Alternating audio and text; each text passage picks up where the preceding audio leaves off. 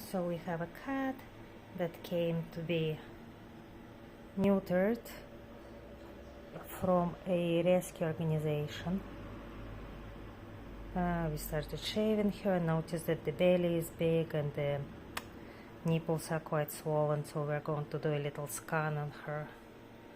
And what we see inside are lots of little round bumps, and they are kittens. And there's one here, different views, and that's the little spine coming up at the bottom,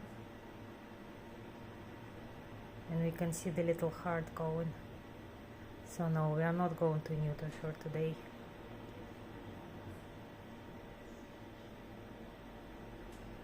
No, she'll be woken up and sent back home to come back after she had her birth.